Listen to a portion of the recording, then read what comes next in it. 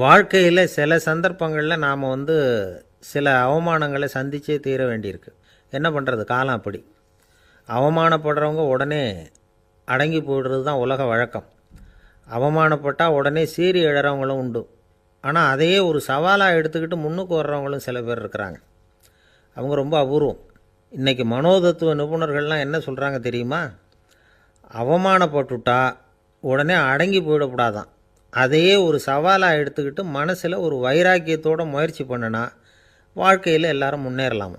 அவமானங்கிறத நாம் வைராக்கியமாக மாற்றிக்கணும். அதுதான் வெற்றிக்கு வழி. ராமர் இந்த பூமியில் பிறந்ததே ஒரு வைராக்கியத்தினால தான் சார் அப்படின்னார் ஒருத்தர். எப்படிங்க அது அப்படின்னு கேட்டேன். அவர் சொன்னார், தசரதருக்கு ராமர் குழந்தையாக பிறக்கணும், அப்போ தான் இங்கே இருக்கிற கஷ்டங்கள்லாம் நீங்கும் அப்படின்னு சர்வ லோகமும் எதிர்பார்த்துக்கிட்டு இருக்குது. ஆனால் அவர் எப்போ பிறப்பார் அப்படின்னு யாருக்கும் தெரியல. அந்த காரியம் சீக்கிரம் நடக்கணுமே, அதுக்கு என்ன பண்ணுறது? நாரதர் வந்தார் ஒரு நாள் தசரதரை தேடி. தசரதா, உனக்கு ஒரு செய்தி தெரியுமான்னு ஆரம்பித்தார். அவர் எப்பவும் இப்படித்தானே ஆரம்பிக்கிறது வழக்கம். என்ன விஷயம்னு கேட்டார் தசரதர். தசரதா, நீ அடிக்கடி உன்னோட தேரில் ஏறிக்கிட்டு தேவலோகத்துக்கு போகிற, அங்கே போகிற வர்ற எல்லாம் பண்ணிகிட்ருக்க, எல்லாம் சரி. தேவலோகத்துலேயும் உன்னை நல்லபடியாக தான் வரவேற்கிறாங்க. தேவேந்திரன் உன்னை பிரியமாக அழைச்சிட்டு போய் தன்னுடைய அரியாசனத்திலேயே தனக்கு பக்கத்திலேயே உட்கார வைக்கிறான். நீயும் சந்தோஷமாக உட்காந்து பேசிவிட்டு வந்துடுற. ஆனால் நீ இங்கே வந்ததுக்கு அப்புறம் அங்கே என்ன நடக்குது தெரியுமா உனக்கு அப்படின்னாரான் நாரதர். என்ன நடக்குது எனக்கு ஒன்றும் தெரியலையே அப்படின்னாரான் தசரதர். நாரதர்கிட்ட கிட்டத்தில் கேட்டிருக்கார், கொஞ்சம் சொல்லுங்கள் என்னது அப்படின்னு. அவர் நெருங்கி வந்தாரான் நாரதரும். மெதுவாக அவர் காதோட காதாக சொன்னாராம். அதாவது நம்ம பாஷையில் சொல்லப்போனால் பற்ற வைக்கிறார். நீ அங்கே தேவேந்திரங்கிட்ட உட்காந்து பேசிவிட்டு வந்த பிறகு நீ அங்கே உட்காந்துருந்த அரியாசனத்தை தண்ணி ஊற்றி கழுவி சுத்தப்படுத்துகிறாங்க. நீ என்ன அந்த அளவுக்கு சுத்தம் இல்லாத ஆளா? தினம் குளிக்காமையாக இருக்கிற அப்படின்னாராம். தசரதருக்கு இது ரொம்ப அவமானமாக போயிட்டுது. அப்படியே செய்கிறாங்க அப்படின்னாராம். ஆமாம், நீ வேணும்னா நான் சொல்கிறது உண்மையா இல்லையா அப்படின்னு சோதனை பண்ணி பார்த்துக்கோ அப்படின்னாரான் நாரதர். உடனே தசரதர் இதுக்காகவே புறப்பட்டு தேவலோகம் போனார். அங்கே வழக்கம் போலவே இவரை கூப்பிட்டு உட்கார வச்சு பேசிக்கிட்டு இருந்தான் தேவேந்திரன். கொஞ்ச நேரம் பேசிக்கிட்டு இருந்துட்டு சரி நான் கிளம்புறேன்னு புறப்பட்டார். சரி, அவனும் வாசல் வரைக்கும் வழி அனுப்பி வச்சுட்டு உள்ளே போயிட்டான். தசரதர் வெளியில் கொஞ்சம் நேரம் மறைஞ்சி இருந்துட்டு மெதுவாக உள்ளே எட்டி பார்த்தார் என்ன நடக்குதுன்னு. நாரதர் சொன்னது உண்மைதான். தசரதர் உட்காந்துருந்த ஆசனத்தை அங்கே 2 தேவர்கள் கழுவி சுத்தப்படுத்திக்கிட்டு இருக்கிறாங்க. தசரதரால் இதை தாங்கிக்க முடியல. அவருக்கு ரொம்ப அவமானமாக போச்சு. நேராக கிடுகிடுன்னு தேவேந்திரங்கிட்டே போனார். நான் உட்காந்துருந்த இருக்கையே சுத்தம் பண்ணுறியே, நான் என்ன அந்த அளவுக்கு பாவியா அப்படின்னு கேட்டார். ரொம்ப கோபமாக கேட்டார். தசரதரே, மனுஷனுக்கு 3 கடன்கள் உண்டு. தேவ கடன், ரிஷி கடன், பித்ரு கடன். இதை தீர்க்காதவன் பாவியாகிறான். இதில் மகனை பெறுவதால் தான் பித்ரு கடன் தீரும். உனக்கு மகன் கிடையாது, அதனால் நீ பாவியாகிற. பாவி உட்காந்துருந்த இடம்ங்கிறதுனால அதை சுத்தம் செய்ய வேண்டியது எங்கள் கடமை அப்படின்னு நானும் தேவேந்திரன். இந்த இடத்துல தசரதருக்கு ஏற்பட்ட அவமானம் ஒரு வைராக்கியமாக மாறிச்சு. தேவேந்திரனே கேட்டுக்கோ, ஒரு மகனை பெற்ற பிறகு தான் இந்த சபையில் மறுபடியும் அடி எடுத்து வைப்பேன் அப்படின்னு சொல்லிவிட்டு போயிட்டாராம். போய் புத்திர காமேஷ் யாகம் பண்ணார். புத்திரர்கள் பிறந்தார்கள். இந்த கதையில் உள்ள கருத்து என்னென்னா, தேவேந்திரன் தசரதரை அப்படி அவமானப்படுத்தலைன்னா அவருக்கு இப்படி ஒரு வைராக்கியம் பிறந்திருக்குமா? யோசித்து பார்க்கணும். நமக்கு ஏற்படுகிற சில அவமானங்களையும் வைராக்கியமாக மாற்றிக்குவோம். அப்படி மாற்றிக்கிட்டோம்னா வாழ்க்கையில் முன்னேறலாம். நம்ம ஆளுங்க சில பேர் அவமானத்தை வைராக்கியமாக மாற்றிக்கிறது எப்படி தெரியுமா? நம்மக்கிட்ட ஒரு பையன் சொன்னான், எங்கள் அப்பா என்னை எல்லாருக்கும் முன்னாடி வச்சு திட்டிவிட்டார், பொறுப்பு இல்லாமல் ஊர் சுற்றுறேன்னு சொல்லி அவமானப்படுத்தி விட்டார். இனிமேல் நீ என் முகத்திலேயே முழிக்காதரா போடான்னு வேற சொல்லிவிட்டார். எனக்கு ரோஷம் வந்துட்டுது. அந்த அவமானத்தை வைராக்கியமாக மாற்றிக்கிட்டேன். அன்னையிலேருந்து அவர் முகத்திலேயே முழிக்கிறது இல்லை அப்படின்னா. அப்படியான்னு கேட்டோம். ஆமாங்க, அவர் வீட்டில் இல்லாத நேரமாக பார்த்து உள்ளே சமையல் கட்டுக்கு போய் சாப்பிட்டுட்டு நைஸாக வெளியில் வந்துடுவேன் அப்படிங்கிறான் அவன். ஒருத்தர் குதிரை ரேஸுக்கு போனார், பணம் கட்டினார், தோற்று போயிட்டார். மறுபடியும் போனார், பணம் கட்டினார், தோற்று போனார். அடுத்த தடவையும் பணம் கட்ட போனப்போ அவரை தடுத்து கேட்டோம், ஏன் சார் ஏற்கனவே விட்டது போதாதா, இன்னமும் இருக்கிறத விடணுமா அப்படின்னு கேட்டோம். விட்டதையெல்லாம் மொத்தமாக எடுக்க வேணாமா சார், அதுக்காக தான் தொடர்ந்து பணம் கட்டுறேன்னார் அவர். இவரை திருத்துறது ரொம்ப கஷ்டம். இது ஒரு மனநோய். மனநோய்களில் பல வகை உண்டு. மனநோய்கள் பிரிவு அட்டவணையில் சூதாட்டம்ங்கிறது அவதியுறும் நோய் அப்படிங்கிற தலைப்பில் வருது. சூதாட்டம் 2 வகைப்படும்னு சொல்கிறாங்க உளவியல் நிபுணர்கள். ஒரு வகை எப்படின்னா, நண்பர்களோடு சேர்ந்துக்கிட்டு மகிழ்ச்சியும் கிளர்ச்சியும் அடையிறதுக்காக ஈடுபடுறது. பிரச்சனைகளை தீர்க்கறதுல ஒரு ஆர்வம், கேளிக்கைக்காக கொஞ்சம் விட்டு பிடிக்கிறது அப்படிங்கிற மனுஷனுடைய அடி மனசில் உள்ள விபரீத பிணைய சுபாவம், இதெல்லாம் அதுக்கு காரணம். இன்னொரு வகை எப்படின்னா, சூதாட்டத்தில் ஈடுபட்டு ஒரு கட்டாய நிலைமைக்கு ஆளாயிடுறது. ஈடுபடு அப்படின்னு மனசு ஒரு வெறித்தன்மையை தூண்டிக்கிட்டே இருக்கும். இப்படிப்பட்டவங்களுக்கு நாம் தோத்துக்கிட்டு இருக்கோங்கிறது தெரியும், நாம் ஜெயிக்கிறதுக்கான சந்தர்ப்பம் இல்லைங்கிறதும் தெரியும். இதனால் நமக்கும் கஷ்டம், நம்ம சுற்றி இருக்கிறவங்களுக்கும் கஷ்டங்கிறதும் புரியும். அப்படி இருந்தும் சூதாடுவாங்க. இதுக்கு காரணம் சூதாடியின் பகற்கனவு அப்படிங்கிறாங்க நிபுணர்கள். இந்த நிலைமைக்கு கட்டாய சூதாட்டம் அல்லது நிர்பந்த சூதாட்டம் அப்படின்னு பேர் வச்சிருக்கிறாங்க. இப்படிப்பட்ட ஆசாமி இருக்கிறது பூரா விட்டுருவான், கடன் வாங்குவான், திருடுவான். இருந்தாலும் என்னைக்காவது ஒரு நாள் ஜெயிச்சிருவேன் அப்படின்னு சொல்லிக்கிட்டே இருப்பான். விட்டதை எடுத்துருவேங்கிற ஒரு நம்பிக்கை சுடர் அவனுக்குள்ளே எரிஞ்சுக்கிட்டே இருக்கும். இவனை மனநோயாளி அப்படின்னு சொல்லிட முடியாதான். என்ன காரணம்னா, இது மாதிரி ஆளுங்க கிட்ட மன போராட்டமோ கவலையோ பதட்டமோ இருக்கிறது இல்லை. சில விசேஷமான குணங்கள் இவங்க கிட்ட உண்டு. எதிர்ப்பு உணர்ச்சி, சிறுபிள்ளைத்தனம், சட்ட திட்டங்களையும் சம்பிரதாயங்களையும் உட தெரியாத மனப்போக்கு, பொறுப்பில்லாத தன்மை, நெறி தவறி நடக்கிறது எல்லாம் இவங்ககிட்ட உண்டு. ஆனால் வெளிப்பார்வைக்கு ரொம்ப சிநேகமாக இருப்பாங்க, அன்பாக இருப்பாங்க. அப்படி இருக்கிறதாக காட்டிக்குவாங்க. ஆதாயம், சுயலாபம் இதெல்லாம் கருதி தான் பழகுவாங்க. இவங்க கேட்குறப்ப நாம் பணம் கொடுக்கலன்னு வச்சுக்கோங்க, நம்மளை கை விட்டுருவாங்க. நம்ம மேலே அபாண்டமாக பழி சுமத்துறது கூட தயங்க மாட்டாங்க. தங்களுடைய சூதாட்ட நடவடிக்கைகளுக்கு சாதகமான காரணங்களை சொல்லிகிட்டு இருப்பாங்க. நீ வேணும்னா பாரு, ஒரே நாளில் நான் இழந்ததையெல்லாம் மீட்டு லட்சாதிபதி ஆறேன்னா இல்லையா பாரு அப்படிம்பாங்க. தோற்று போகிறத ஒரு படிப்பினையாக இவங்க எடுத்துக்கிறதே இல்லை. தோற்று போகிறதுலேயே இவங்களுக்கு ஒரு அலாதியான சுகம். தனக்குத்தானே துன்பத்தை வரவழைச்சிக்கிட்டு இன்பம் அடையிறதுக்கு தன்வதை சுகம் அப்படின்னு பேர். இவங்கெல்லாம் அந்த ரகம். சில பேர் எப்படி தெரியுமா, மந்திர எண்ணங்களை வரவழைச்சிக்கிறது, சூதாடுறதுக்காக ஆஃபீஸில் கையாடல் பண்ணுறது, அடுத்தவங்க கிட்ட இருந்து திருடுறது. இந்த மந்திர எண்ணம் தீவிரமாச்சுன்னா ஒரு மாதிரியாக பேச ஆரம்பிச்சிருவாங்க. தோல்வி தான் சார் வெற்றிக்கு முதல் படியும்பாங்க. தன்னால் பகடக்காய்களையும் குதிரை ஓட்டிகளையும், அதாவது இந்த ஜாக்கிகள், அதெல்லாம் கட்டுப்படுத்த முடியுங்கிற பித்து நிலைக்கு இவங்கெல்லாம் தள்ளப்பட்டுருவாங்க. சில சூதாடிகள் ஆராய்ச்சி பார்த்ததில் என்ன தெரிய வந்தது தெரியுமா, அவங்கெல்லாம் குழந்தை பருவத்தில் அன்புக்காக ஏங்கினவங்களாம், புறக்கணிக்கப்பட்டவங்களாம், உதவிகளை பெற முடியாதவங்க, இப்படிலாம் இருந்திருக்கிறாங்க. இவங்க வளர வளர மற்றவங்க சௌகரியம் பற்றி அக்கறை இல்லாதவங்களாக ஆயிடுறாங்க. அதிர்ஷ்ட தேவதை தன்னோட இருக்கிறாங்க அப்படிங்கிற அசையாத நம்பிக்கை இவங்களுக்கு. இவங்களை திருத்துறது ரொம்ப கஷ்டம். அதனால் பந்தயம், சூதாட்டம் இது மாதிரியான விஷயங்களை விட்டு விலகியே இருக்கிறது தான் நமக்கு நல்லது. ஒரு ஆள் சொன்னான், என்னுடைய குதிரை வேகமாக ஓடுறதுக்கு என்ன வழி அப்படின்னு கால்நடை மருத்துவர்கிட்ட யோசனை கேட்டேன். அவர் ஒரு பாட்டில் நிறைய மாத்திரைகளை கொடுத்து தினம் 2 மாத்திரை வீதமாக கொடுக்க சொன்னார். முதல் நாள் 2 மாத்திரையை கொடுத்துட்டு அது மேலே ஏறி உட்கார்றதுக்கு போனேன். அவ்வளவுதான். அதுக்குள்ளே அது அம்பு மாதிரி பாஞ்சு ஓடி போச்சு. நான் இன்னும் உட்காரவே இல்லை, அதுக்குள்ளே பாஞ்சு ஓடி போச்சு அப்படின்னா. அடடா, அப்புறம் நீங்கள் என்ன பண்ணீங்க அப்படின்னு கேட்டாங்க. என்ன பண்ணுறது, மீதி மாத்திரை பூராவே நான் முழுங்கி விட்டு அதுக்கப்புறம் துரத்தி பிடிச்சி அது மேலே ஏறி உட்காந்தேன் அப்படின்னா அவன். ஒரே ஒரு ஊரில் ஒரு ராஜா இருந்தார். அவர் பேரில் மக்களுக்கு ரொம்ப மரியாதை. அவ்வளவு நல்லா ஆட்சி புரிஞ்சுக்கிட்டு வந்தார். அவருக்கு வயசாயிட்டுது. அதனால் ஒரு நாள் அமைச்சரை கூப்பிட்டார். இதை பாருங்கள், எனக்கு வயசாயிட்டுது, அதனால் இந்த அரச பொறுப்பையெல்லாம் நீங்கள் ஏற்றுக்குங்க அப்படின்னார். அதுக்கப்புறம் ராணியை கூப்பிட்டார். வா, நாம் இனிமேல் இங்கே இருக்க வேணாம், காட்டுக்கு போய் தவம் பண்ணலாம் அப்படின்னு கூப்பிட்டார். இந்த செய்தி மக்களுக்கு அறிவிக்கப்பட்டது. மக்கள் உடனே கூட்டமாக அரண்மனைக்கு வர ஆரம்பிச்சுட்டாங்க. மன்னரை போய் பார்க்குறாங்க. அரசே, தாங்கள் எங்களுக்கு தந்தை மாதிரி. நீங்கள் காட்டுக்கு போயிட்டால் நாங்கள்லாம் இங்கே எப்படி இருக்க முடியும்? எங்களுக்கெல்லாம் எந்த துன்பமும் இல்லாமல் பார்த்துக்கிட்டு வர்றீங்க. இது மாதிரியான ஒரு அரசாட்சி இல்லைன்னா மக்கள் வாழ்ந்து என்ன பயன் அப்படின்னாங்க. இருந்தாலும் என்ன பண்ணுறது, வயசாயிட்ட காரணத்தினால இந்த முடிவுக்கு வர வேண்டியிருக்குது அப்படின்னாரா ராஜா. அப்படின்னா நீங்கள் காட்டுக்கு போக வேணாம், நாங்கள் போகிறோம். நாங்கள் அங்கே போய் தவம் பண்ணுறோம், வழிபாடு பண்ணுறோம், கடவுள் வருவார், அவர்கிட்ட வரம் வாங்கிட்டு வந்துடுறோம் அப்படின்னாங்களாம். அப்படி சொல்லிவிட்டு உடனே எல்லாரும் காட்டுக்கு போனாங்க. நாட்டு மக்கள் எல்லாரும் ஒட்டு மொத்தமா வந்து காட்டுல உட்காந்துக்கிட்டு தவம் பண்றத பார்த்தார் கடவுள். உடனே புறப்பட்டு வந்தார்.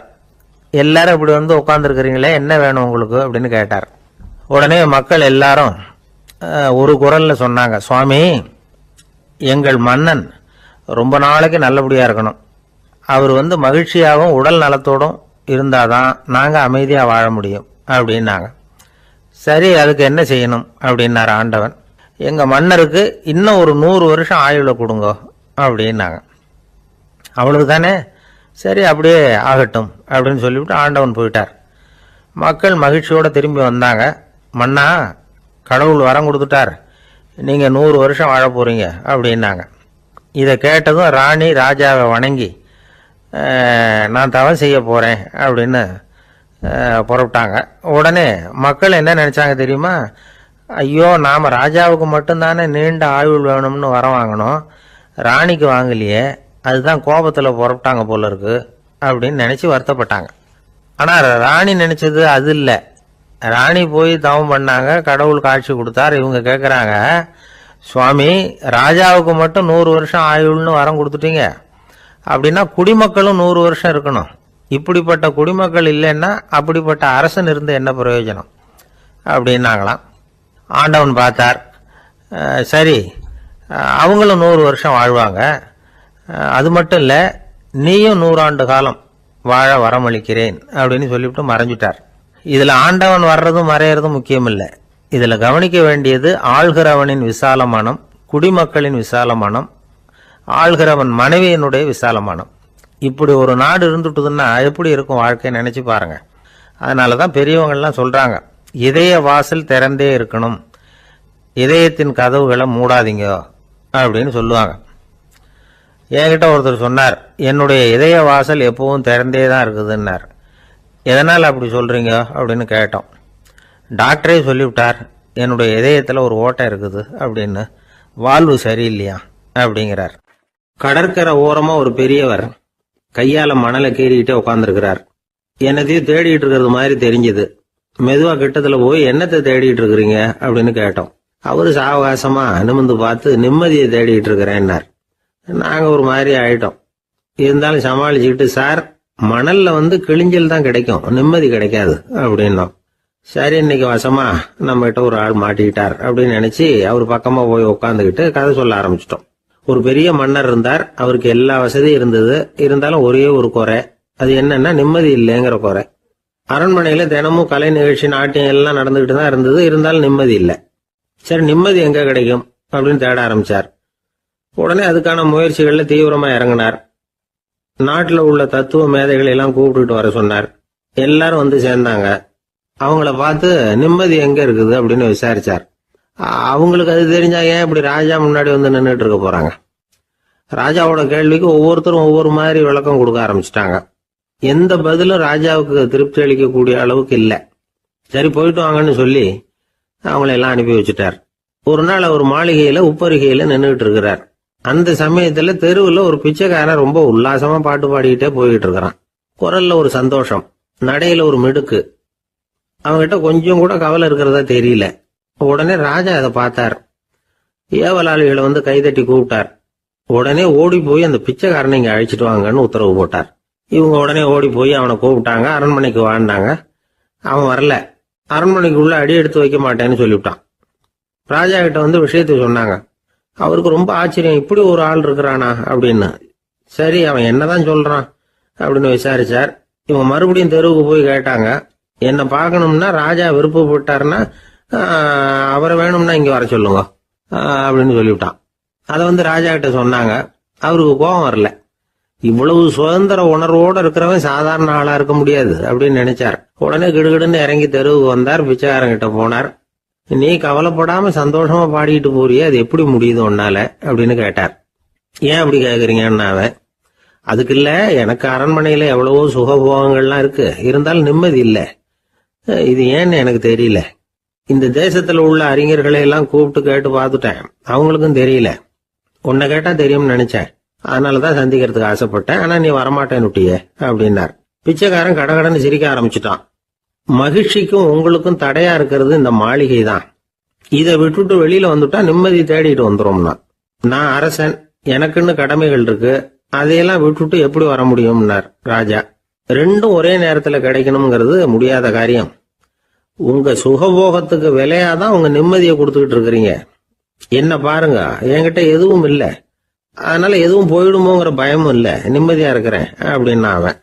ராஜா உடனே சந்தோஷப்பட்டு தன்னுடைய மேலங்கியை எடுத்து அவனுக்கு பரிசா கொடுத்தாரான். அவன் சிரிச்சுக்கிட்டே அதை வாங்க மாட்டேன்னுட்டானான். இதை நீங்க எனக்கு கொடுக்கறதுனால எந்த பயனும் இல்ல, அதே நேரத்துல அதை வாங்கிட்டேன்னா அடுத்த வினாடியிலிருந்து அதை எப்படி காப்பாத்துறதுங்கிற கவலை எனக்கு வந்து சேர்ந்துரும், அப்புறம் தூக்கம் வராது, நிம்மதி போயிடும் அப்படின்னானா. சொல்லிவிட்டு அவன் பாட்டுக்கு சந்தோஷமா பாடிக்கிட்டே போயிட்டான். நிம்மதி எங்க இருக்குங்கிறதையும் ராஜா தெரிஞ்சுக்கிட்டார். அந்த இடத்துக்கு தன்னால போக முடியாதுங்கிறதையும் அவர் புரிஞ்சுக்கிட்டார். இப்படி இந்த கதைய அந்த கடற்கரையில மணலை கீறிக்கிட்டே உட்கார்ந்துருந்தார அந்த பெரியவர்கிட்ட சொல்லி முடிச்சோம். அவர் முகத்துல ஒரு தெளிவு தெரிஞ்சது. எங்களை நிமிர்ந்து பார்த்தார். ரொம்ப நன்றிங்க, இப்ப எனக்கு தெரிஞ்சு போச்சு, நிம்மதி வேணும்னா அதுக்கு என்ன பண்ணணும்னு இப்ப நல்லா புரிஞ்சுக்கிட்டேன் அப்படின்னார். என்ன புரிஞ்சுக்கிட்டீங்கன்னு கேட்டோம். இனிமே இந்த பக்கம் வந்தா உங்க கண்ணுல படாத இடமா பார்த்து உட்காரணும்னு புரிஞ்சுக்கிட்டேன் அப்படின்னார். ஒரு ஆளு வேகமா நடந்து போய்கிட்டு இருந்தான். அவன் வேகமா நடக்கிறதுக்கு காரணம் வெயில் காலம், காலில் செருப்பு இல்லை, மணல் பாதை, அதுதான் வேகம். காலில் செருப்பும் இல்லாம கையில குடையும் இல்லாம அந்த ஆளு வெயில்ல நடந்து போய்கிட்டு இருக்கிறான். அந்த சமயத்துல இன்னொருத்தன் குதிரை மேல ஏறி அந்த வழியா வந்துகிட்டு இருக்கிறான். அவன் காலில் செருப்பும் இருந்தது, கையில குடையும் இருந்தது. நடந்து போய்கிட்டு இருந்தவன் அந்த குதிரை ஆசாமியை பார்த்து கேட்டான், ஐயா, நீங்களும் குதிரை மேல உட்காந்துக்கிட்டு போய்கிட்டு இருக்கிறீங்க, அப்படி இருக்கிறப்போ உங்களுக்கு அந்த செருப்பு என்னத்துக்கு, அதை எனக்கு கொடுத்து உதவலாமே அப்படின்னா. குதிரை மேல உட்காந்துருந்தவன் யோசனை பண்ணி பார்த்தான். இவன் சொல்றது நியாயம்தானே அப்படின்னு சொல்லி தன்னுடைய செருப்பை கழட்டி அந்த வழிப்போக்கனுக்கு கொடுத்துட்டான். ரொம்ப நல்லதுங்க அப்படின்னு சொல்லி இவன் அதை வாங்கி காலில் மாட்டிக்கிட்டான். அதுக்கப்புறம் மறுபடியும் இவன் ஆரம்பிச்சான், ஐயா, நீங்க குதிரையில் போறதுனால போக வேண்டிய இடத்துக்கு வேகமா போய் சேர்ந்துருவீங்க, அதனால உங்க கையில் அந்த குடை என்னத்துக்கு, நான் நடந்து போயிட்டு இருக்கிறவன், ரொம்ப நேரம் நடக்க வேண்டியிருக்கும் இந்த வெயில்ல, அதனால அந்த குடையையும் எனக்கு கொடுங்களேன் அப்படின்னா. குதிரை வீரன் யோசனை பண்ணி பார்த்தான். இதுவும் நியாயம்தானே அப்படின்னு அவனுக்கு தோணுச்சு. உடனே இறக்கப்பட்டு தன் காலில் இருந்த செருப்பை கொடுத்தது மாதிரியே தன் கையில் இருந்த கொடையையும் இவங்கிட்ட கொடுத்துட்டான். அதுக்கப்புறம் அவன் நிம்மதியா புறப்பட்டான். இப்ப மறுபடியும் கை தட்டி அவனை நிறுத்தினான். கீழே நின்றுட்டு இருந்தவன், என்னப்பா ஏன் என்ன நிறுத்தின, இன்னும் ஏதாவது வேணுமா உனக்கு அப்படின்னா குதிரையில இருந்தவன். இவன் மெதுவா வாயை திறந்து அந்த குதிரையையும் என்கிட்ட கொடுத்துருங்களேன்னா. அந்த குதிரை வீரன் இப்போ ஒரு கணம் யோசனை பண்ணி பார்த்தான். உடனே என்ன பண்ணான் தெரியுமா, தன்கிட்ட இருந்த குதிரை சவுக்கை எடுத்தான். குதிரை சவுக்கால அந்த ஆளை வாங்குவாங்கன்னு வீசி தள்ளிவிட்டான். இவ்வளவு சவுக்கடியும் வாங்கிக்கிட்டு இந்த ஆள் என்ன பண்ணான் தெரியுமா, சிரிக்கிறான். அடி வாங்கிட்டு யாராவது சிரிப்பாங்களா? குதிரை வீரனுக்கு ஒன்றும் புரியல. என்னப்பா அது, ஏன் இப்படி அடி வாங்கிட்டு இப்படி சிரிக்கிறியே அப்படின்னு கேட்டான். இப்ப அந்த வழிப்போக்கன் சொல்றான், ஐயா, நான் இப்படி சிரிக்கிறதுக்கு காரணம் இருக்கு. இப்படி குதிரை கேட்டு உங்ககிட்ட அடி வாங்கலேன்னு வச்சுக்கோங்க, என் உயிர் உள்ள வரைக்கும் மனசுல ஒரு தவிப்பு இருந்துகிட்டே இருக்கும். செருப்பையும் கொடையையும் கேட்ட உடனே கொடுத்தவன் குதிரையையும் கேட்டிருந்தா கொடுத்துருப்பானோ அப்படிங்கிற பேராசையில ஏங்கிக்கிட்டே இருந்திருப்பேன். இப்போ உங்ககிட்ட அடி வாங்கின பிறகு என்னுடைய அந்த சந்தேகம் தீர்ந்து போச்சு. என்னுடைய ஆசைக்கு எல்லை எது அப்படிங்கறத எனக்கு புரிஞ்சுட்டுது அப்படின்னு சொல்லிவிட்டு அவன் நடக்க ஆரம்பிச்சுட்டானான். ஆசைக்கும் எல்லை உண்டு அப்படிங்கிறத விளக்கறதுக்காக வாரியார் சுவாமிகள் சொல்ற கதை இது. இந்த காலத்திலயும் ஒருத்தன் அது மாதிரி கொடை செருப்போட குதிரையில போய்கிட்டு இருந்தான். எதிரில் நடந்து வந்தவன், ஐயா, உங்க கொடையை எனக்கு கொடுங்களேன்னு கேட்டான். உடனே அவன் குதிரையிலிருந்து கீழே குதிச்சு அவனை சாட்டையால் அடிக்க ஆரம்பிச்சுட்டான். இன்னொருத்தர் அந்த வழியா வந்தவர் இதை பார்த்தார். ஏன்பா, அவன் கேட்டான், உன்னால முடியலன்னா இல்லைன்னு சொல்லிட வேண்டியது தானே, அதுக்காக ஏன் இப்படி அவனை போட்டு அடிக்கிறேன்னு கேட்டார். உங்களுக்கு விவரம் புரியாது சார், காலம் ரொம்ப கெட்டு போச்சு, கேட்டதை கொடுத்தேன்னு வச்சுக்கோங்க, இந்த குதிரையே என்னோடது, அவன் திருடிக்கிட்டு போறான் அப்படின்னு என் பேர்ல புகார் கொடுக்க ஆரம்பிச்சிருவான் சார் அப்படின்னா. அது எப்படி அவ்வளவு உறுதியா சொல்றேன்னு கேட்டார் அவரு. ஏற்கனவே அது மாதிரி ஒருத்தன் பேர்ல புகார் கொடுத்துட்டு தான் இந்த குதிரையை நான் தள்ளிட்டு வந்துகிட்டு இருக்கிறேன் அப்படின்னார். ராமகிருஷ்ணர் வாழ்ந்த காலத்துல நடந்த ஒரு நிகழ்ச்சி இது. அப்போ ஒரு ஓவியர் இருந்தாராம். அவருக்கு ஒரு ஆசை, ராமகிருஷ்ணர் படத்தை வரையணும். அதை அவர்கிட்டயே கொண்டுட்டு போய் காட்டி அபிப்பிராயம் கேட்கணும். இதுதான் அந்த ஓவியரின் ஆசை. உடனே ராமகிருஷ்ணர் படத்தை வரைஞ்சி முடித்தார். அதை எடுத்துக்கிட்டு போனார். இவர் போன சமயம் அங்கே ராமகிருஷ்ணர் சீடர்களோடு உட்காந்துருக்கிறார். விவேகானந்தர் அங்கே இருக்கிறார். இந்த ஓவியர் கொண்டுகிட்டு போய் தான் வரைந்த ஓவியத்தை அவர்கிட்ட காட்டினார். ராமகிருஷ்ண பரமஹம்சரின் ஓவியத்தை ராமகிருஷ்ணர்கிட்டயே காட்டுறார். ராமகிருஷ்ணர் என்ன பண்ணார் தெரியுமா? அந்த படத்தை பார்த்தார். உடனே அது காலை தொட்டார். குருதேவருடைய இந்த செயல் சீடர்களுக்கு ரொம்ப வியப்பை உண்டு பண்ணிச்சு. சில பேர் மனசுக்குள்ளேயே ரொம்ப குழம்பி போக ஆரம்பிச்சிட்டாங்க. என்ன இப்படி பண்ணுறாருன்னு. என்ன இது அவரோட படம், அவரே அவரோட படத்தின் காலை தொடுறார் அப்படின்னு யோசிச்சாங்க. சில பேர் ஒன்றும் புரியாமல் ஒருத்தர் பார்த்து சிரிச்சுக்கிட்டாங்க. அந்த இடத்துல சீடர்கள் மட்டும் இல்லை, சீடர் அல்லாத பல பேர் இருந்தாங்க. தன்னுடைய காலை தானே தொடர இவருடைய செயல் பற்றி என்ன நினைக்கிறது அப்படின்னு அவங்களும் குழம்பி போய் நிற்கிறாங்க.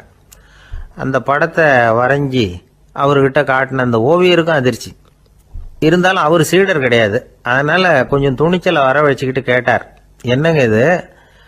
என்னால் என்னுடைய கண்களையே நம்ப முடியல. இது உங்கள் சொந்த உருவப்படம். நீங்கள் உங்கள் சொந்த கால்களையே தொடுறீங்க. இது எங்களுக்கு கொஞ்சம் சங்கடமாக இருக்குதே அப்படின்னார். ராமகிருஷ்ணரின் கண்களில் ஆனந்த கண்ணீர் வழிஞ்சுதான். அவர் சொன்னாராம், இது என்னோட படம்ங்கிறது எனக்கு தெரியும். ஆனால் இது என்னோட படம்ங்கிறதுனால நான் இதோட காலை தொடலை. நீ என்னுடைய சமாதி நிலையை இந்த படத்தில் படம் பிடிச்சி காட்டியிருக்கிற, அதனால் அதோட காலை தொடறேன். சமாதி நிலையில் யார் இருந்தாலும், அது என்னுடைய படமாக இருந்தாலும் சரி அல்லது வேற யாருடைய படமாக இருந்தாலும் சரி, படம் யாருதுங்கிறது முக்கியம் இல்லை. இதில் எது முக்கியம்னா அது தன்னை உணர்ந்த ஒரு உணர்நிலையின் படம். அப்படி இருக்கிறப்போ அதோட காலை நான் தொடணும். அதுக்கு நீங்கள் எல்லாரும் ஏன் சங்கடப்படுறீங்கன்னு எனக்கு தெரியல அப்படின்னாராம். இப்போ தான் அங்கே இருந்த சீடர்களுக்கும் மற்றவங்களுக்கும் விவரம் புரிஞ்சுதான். இதுக்கு முன்னாடி யாரும் செய்யாததை இவர் செஞ்சிருக்கிறார். ஆனால் அவருடைய காரணம் ரொம்ப நியாயமானது அப்படிங்கிறத உணர்ந்தாங்களாம். இதுவரைக்கும் ஆன்மீகத்தில் சமாதி நிலை, அதாவது தன்னை உணர்ந்த நிலை பற்றி புரிஞ்சுக்கிட்டோம். இல்லறத்தில் ஏற்படக்கூடிய சமாதி நிலை பற்றி உங்களுக்கு தெரியுமா? ஒரு அம்மா டாக்டர்கிட்ட வந்து சொன்னாங்களாம், டாக்டர், என் வீட்டுக்காரருக்கு உடம்புல ஏதோ கோளாறுன்னு நினைக்கிறேன். நான் எவ்வளவு நேரம் பேசினாலும் காதில் விழாதது மாதிரி உட்கார்ந்துருக்கிறார் அப்படின்னு ஆகலாம். அதுக்கு அந்த டாக்டர் சொன்னாராம், அம்மா, அது உடம்பு கோளாறு இல்லை, அது ஒரு பெரிய திறமை அப்படின்னாராம். ஒரு மனுஷனுக்கு 3 விதத்தில் கர்வம் உண்டாகிறதுக்கு வாய்ப்பு உண்டு. பணம், பதவி, புகழ். பணம் அதிகமாக வந்தால் கர்வம் வரலாம். பதவி பெருசாக வந்துட்டுதுன்னா கர்வம் வரலாம். புகழ் அதிகமாக போனாலும் கர்வம் வரலாம். இந்த 3 வகையான கர்வத்துக்கும் இடம் கொடுக்காம இருக்கிறாங்க பாருங்கள், அவங்க தான் சிறந்த மனிதர்கள். ஒரு பெரிய பொறுப்பில் இருக்கிறவங்களுக்கு கர்வம் வந்துடக்கூடாது. அப்படி வந்துட்டுதுன்னா அது எல்லாருக்கும் இடைஞ்சல். ஒரு ராஜா இருந்தார். அவர் ஒரு நாள் தன்னுடைய தலைநகரத்தை சுற்றி வந்துக்கிட்டு இருந்தார். ஒரு இடத்துல ஒரு அழகான நிலத்தை பார்த்தார். ஆஹா, இந்த இடத்துல நமக்குன்னு ஒரு மாளிகையை கட்டினா எவ்வளோ நல்லா இருக்கும் அப்படின்னு நினச்சார். ராஜா நினச்சா அது முடியாத காரியமா? சரி, இந்த நிலம் யாருக்கு சொந்தம்னு விசாரிங்க அப்படின்னார் பக்கத்தில் இருந்தவங்கக்கிட்ட. அவங்கெல்லாம் ஓடி போய் விசாரித்தாங்க. அந்த இடம் ஒரு வயசான கிழவிக்கு சொந்தம், வயசான அம்மாவுக்கு சொந்தமாக. அந்த அம்மா தான் அதில் ஒரு குடிசையை போட்டு குடியிருந்துக்கிட்டு இருக்கிறாங்க. சரி, அந்த நிலத்துக்கு ஒரு விலையை நிர்ணயம் பண்ணி அதை அந்த வயசான அம்மாக்கிட்ட கொடுத்துருங்கோ அப்படின்னு உத்தரவு போட்டார் ராஜா. ஆனால் அந்த அம்மா, இது எங்கள் பூர்வீக இடம், இதை விற்க மாட்டேன் அப்படின்னு சொல்லிவிட்டுது. சரி, 2 பங்கு விலை கொடுக்குறோம்னு சொல்லி பாருங்க அப்படின்னாங்க. அப்படியே சொன்னாங்க அரண்மனை ஆட்கள். அதுக்கும் சம்மதிக்கலை அந்த அம்மா. இதை கேள்விப்பட்டதும் ராஜாவுக்கு கோபம் வந்துட்டுது. தன்னுடைய ஆளுங்களை கூப்பிட்டார். போய் அந்த குடிசையை பிரித்து எறிங்க, காசெல்லாம் ஒன்றும் கொடுக்காதீங்க அப்படின்னு கத்தினார். அவ்வளோதான். அடுத்த நிமிஷம் அரண்மனை ஆசாமிகள் போனாங்க, குடிசையை பிரித்து எரிஞ்சாங்க. அந்த வயசான அம்மா இருக்கு, அதுவும் அந்த இடத்த விட்டு துரத்தி விட்டாங்க. அந்த இடத்துல ஒரு அரச மாளிகையை கட்டி முடிச்சிட்டாங்க. அந்த வயசான அம்மா பாவம், ராஜாவே இப்படி பண்ணால் யாருக்கிட்ட போய் முறையிட முடியும்? ஒரு ஞானி இருந்தார், அவர்கிட்ட போய் சொன்னாங்க. அவர் இவங்க சொன்னதை கேட்டு மனசில் வச்சுக்கிட்டார். ஒரு நாள் அந்த ராஜாவே இந்த ஞானியை கூப்பிட்டார். புதுசாக ஒரு மாளிகை கட்டியிருக்கிறேன், வந்து பாருங்கன்னு. சரின்னு சொல்லி இந்த பெரியவர் ஒரு நாள் இந்த மாளிகைக்கு போனார். சும்மா போகல, ஒரு கழுதையையும் ஓட்டிகிட்டு போனார். கொஞ்சம் சாக்குகள், வெத்து சாக்கு, அதையும் எடுத்து கழுதை முதுகில் போட்டு கழுதையை ஓட்டிகிட்டு போகிறார். ராஜா பார்த்தார். அவருக்கு இது ஆச்சரியமாக இருந்தது. என்ன இது மாளிகைக்கு வந்துட்டு போங்கன்னு கூப்பிட்டா கழுதை சாக்கு இதெல்லாம் கொண்டு வராரே, ஒன்றும் புரியலையேன்னு நினச்சார். எதுக்காக இதெல்லாம்னு கேட்டார். அரசருடைய தோட்டத்திலேருந்து கொஞ்சம் மண் எடுத்துகிட்டு போகிறதுக்கு ஆசைப்பட்றேன், அதுக்கு நீங்கள் அனுமதி கொடுக்கணும் அப்படின்னார் இவர். இது என்ன வேடிக்கையான கோரிக்கையாக இருக்குது அப்படின்னு நினச்சார் ராஜா. இருந்தாலும் மண்ணு தானே கேட்குறாரு, எடுத்துகிட்டு போகட்டுமே அப்படின்னு நினச்சார். சரின்னு அனுமதி கொடுத்தார். அந்த பெரியவர் தோட்டத்துக்கு போனார், மண்ணை வெட்டினார், சாக்கில் போட்டு நிரப்புனார். ராஜாவை கொஞ்சம் கிட்ட வாங்கன்னு கூப்பிட்டார். இந்த மண் மூட்டையை தூக்கி கழுதையோட முதுகில் வைக்கணும், கொஞ்சம் உதவி பண்ணுங்கன்னார். ஓ பண்ணுறேனே அப்படின்னு சொல்லி ராஜா கிட்ட போனார். மூட்டையை தூக்கி பார்க்குறாரு, முடியல, திணறி போயிட்டார். இப்போ அந்த ஞானி பேசினாராம். அரசே, இந்த ஒரு சாக்கு மண்ணையே உங்களால் தூக்க முடியல, அந்த கிழவிகிட்ட இருந்து அந்த அக்கிரமமாக அபகரித்த இந்த தோட்டம் பூராவையும் சுமக்கணும்னு ஆசைப்படுறீங்களே, அது உங்களால் முடியுமா அப்படின்னு கேட்டாராம். ராஜா யோசனை பண்ண ஆரம்பித்தார். தன்னுடைய செயலுக்காக வருத்தப்பட்டாராம். அந்த வயசான அம்மாவை உடனடியாக வரவழைச்சார். தாயே, தப்பு பண்ணிட்டேன், என்னை மன்னிச்சுக்குங்க, இன்னையிலேருந்து இந்த மாளிகையும் தோட்டமும் உங்களுக்கு தான் சொந்தம் அப்படின்னு சொல்லிவிட்டாராம். போகிறப்ப இந்த உலகத்திலேருந்து எண்ணத்தை எடுத்துகிட்டு போக போகிறோம், அதனால் ரொம்பவும் அலட்டிக்க வேண்டியதில்லை, கர்வப்பட வேண்டியதில்லை அப்படிங்கிறது ஒரு பெரிய உபதேசம். ஒரு பெரிய மனுஷன் சாக கிடந்தார், ரொம்பவும் அழுதார். ஏன் அழறீங்க அப்படின்னு கேட்டாங்க சுற்றி இருந்தவங்க. நான் சாகிறதுக்காக கவலைப்படலை, நான் நம்ம ஜனங்களுக்காக எவ்வளவோ காரியம்லாம் செஞ்சுக்கிட்டு வந்தேன். நான் செஞ்சுக்கிட்டு வந்த சேவையை இனிமேல் யார் செய்ய போகிறாங்க, அது யாரால் முடியும், அதை நினச்சி தான் அழறேன் அப்படின்னாராம். ஒருத்தர் முன்னாடி வந்தார். அதுக்காக நீங்கள் கவலைப்படாதீங்க, உங்கள் சேவையை தொடர்ந்து செய்யறதுக்கு என்ன மாதிரி இளைஞர் பட்டாளம் தயாராக இருக்குது, இருந்தாலும் எங்கள் கவலை என்னன்னா அப்படின்னு இழுத்தார். என்ன சொல்லுங்கன்னு கேட்டார் அவர். நீங்கள் இது வரைக்கும் என்ன சேவை செஞ்சுக்கிட்டு வந்தீங்க, அதுதான் எங்களுக்கு இன்னமும் புரியாத புதிராக இருக்குது அப்படின்னாராம் அவர். ஒரு நண்பர் சினிமா படம் தயாரிக்கிறவர், அவர்கிட்ட ஒரு நாள் பேசிக்கிட்டு இருந்தேன். அது எப்படி சார், நீங்கள் எடுக்கிற எந்த படமும் கையை கடிக்காத அளவுக்கு எடுத்துடுறீங்களே, அது எப்படின்னு கேட்டேன். அது ஒன்றும் பெரிய விஷயம் இல்லை சார், பெண்களுக்குன்னு சில உருக்கமான காட்சிகள், இளைஞர்களுக்குன்னு சில நடனங்கள், அடிதடி காட்சிகள், அப்புறம் வயசானவங்களுக்குன்னு சில ஆன்மீக காட்சிகள், சின்ன பிள்ளைங்களுக்கு சிரிப்பு, இப்படி எல்லாமும் சேர்த்து நான் படம் எடுக்கிறேன். மசாலா படம்னு பேர். இது ரொம்ப பெருசாக இல்லைன்னாலும் ஓரளவுக்கு சுமாராக ஓடிரும், கையை கடிக்காது அப்படின்னார். இது ஒரு உத்தி. சில பத்திரிகை ஆசிரியர்களும் இந்த உத்தியை கையாளுறது உண்டு. இந்த உத்திக்கு பார்னம் உத்தி அப்படின்னு பேர், பார்னம் எஃபெக்ட் அப்படின்னு சொல்லுவாங்க. அதாவது ஃபீனியஸ் டி பார்னம் அப்படின்னு ஒருத்தர் அமெரிக்காவில் இருந்தாராம். அதாவது 19ஆம் நூற்றாண்டில் அமெரிக்காவில் கொடிகட்டி பறந்த ஒரு சர்க்கஸ் நிறுவனத்தின் அதிபர் அவர். இந்த உலகத்தில் ஒவ்வொரு நிமிஷமும் ஒரு ஏமாளி பறந்துகிட்டே இருக்கிறான் அப்படிங்கிறது அவருடைய சித்தாந்தம். ஒவ்வொருத்தரையும் திருப்திப்படுத்துகிற அளவுக்கு அம்சங்களை கொஞ்சம் கொஞ்சமாக கலந்து கேளிக்கை நிகழ்ச்சிகளை நடத்தினது தான் அவருடைய மகத்தான வெற்றிக்கு காரணம். அதனால் அந்த உத்தியை யார் கடைப்பிடிச்சாலும் சரி, அதுக்கு பார்னம் உத்தி அப்படின்னு பேர் வந்துட்டுது. ஜோசியம் சொல்கிறவங்களுக்கும் இந்த உத்தி தான் கை கொடுக்குது. ஒரு விஷயத்தை ஒருத்தருடைய கோள் நிலைகள் அல்லது கையெழுத்து நிரூபிக்கிறதாக அவர்கிட்ட சொன்னால் அதை அவர் நம்பிவிடுவார். ஆனால் அந்த விஷயம் நல்லதாக இருக்கணும், நேர்மையானதாக இருக்கணும், அதாவது பாசிட்டிவாக இருக்கணும். 8ஆம் இடத்துல குரு, 9ஆம் இடத்துல சனி, நீங்கள் ஒரு பெரிய மேதை தான் அப்படின்னு சொல்லுவாங்க. கேட்குறவங்களுக்கு அதை மறுக்கிறதுக்கு மனசு வராது. அப்படி சொல்லும் பொழுது கூடவே என்ன கொஞ்சம் முன்கோபம் அதிகமாக இருக்கும், இருந்தாலும் அது உடனே மறைஞ்சிரும் அப்படின்னு சில அற்ப விஷயங்களையும் சொன்னாலும் அதையும் சரிதான்னு சொல்லி ஒத்துக்குவாங்க. ஆளுமையை எடை போடுகிற ஒரு நிறுவப்பட்ட உத்தியின் மூலமாக தன்னுடைய குணாதிசயங்கள் கண்டுபிடிக்கப்பட்டதாக அவர் நம்புறது தான் இதுக்கு காரணம். இந்த மாதம் பணத்தட்டுப்பாடு கொஞ்சம் இருக்கும், உடம்புல ஏதாவது கொஞ்சம் அசௌகரியம் இருக்கும், வீட்டுக்குள்ளே லேசாக மனஸ்தாபம் வரலாம், இது மாதிரி பொதுப்படையாக சிலதை சொன்னாலே போதும், மக்களை நம்ப வச்சுடலாம். இதெல்லாம் நமக்கு மட்டும்தான் ஏற்படுது அப்படின்னு சொல்லி அவங்க நினைக்கிறது தான் காரணம். இதுதான் பார்னம் உத்திங்கிறது. மனிதர்கள் பாராட்டுகளை விரும்புறதும் விமர்சனங்களை வெறுக்கிறதும் பார்னம் உத்தியின் அடுத்த கூறு. அதனால் ஒருத்தருக்கு ஜோசியம் சொன்னாலும் சரி, அவருடைய ஆளுமையை மதிப்பிடுறதாக இருந்தாலும் சரி, அவரை புகழற மாதிரி இருந்தாலும் சரி, அப்படி இருந்தால் தான் அது சரியாக இருக்கும். சாதகமான விஷயங்களை அதிகமாகவும் பாதகமான விஷயங்களை நாசூக்காகவும் சொன்னால் மக்கள் அதை நம்பிடுவாங்க. ஒருத்தரை கருமின்னு சொன்னால் ஏற்றுக்க மாட்டார். அதையே கொஞ்சம் மாற்றி நீங்கள் கொஞ்சம் சிக்கனமான ஆசாமி அப்படின்னு சொன்னால் நீங்கள் சொல்கிறது சரிதான் சார் அப்படிம்பார். நீங்கள் பெரிய செலவாளி தான், இருந்தாலும் நல்ல விஷயங்களுக்கு தான் செலவழிப்பீங்க அப்படின்னு சொல்லணும். இப்படி இந்த வாரணம் உத்தியை கடைபிடிச்சி இன்னைக்கு வெற்றிகரமாக காலம் தள்ளுறவங்க நிறைய பேர் இருக்கிறாங்க. இந்த உலகத்தில் ஒவ்வொரு நிமிஷமும் ஒரு ஏமாளி பறந்துக்கிட்டே இருக்கிறான் அப்படிங்கிறது தான் ஃபீனியஸ் பார்னம் அவர்களுடைய நம்பிக்கை.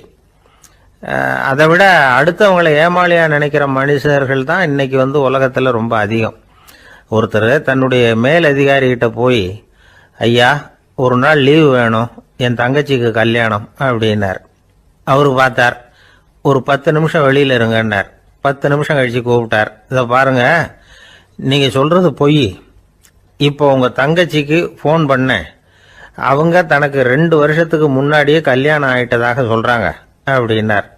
உடனே இவர் சொன்னார், சார் இப்போ நீங்கள் சொல்கிறதும் பொய்யா தான் இருக்கணும், ஏன்னா நிஜமாக எனக்கு ஒரு தங்கச்சியே கிடையாது அப்படின்னார். ஒரு பூங்கா, அங்கே ஒருத்தர் நின்றுட்டு இருக்கிறார்.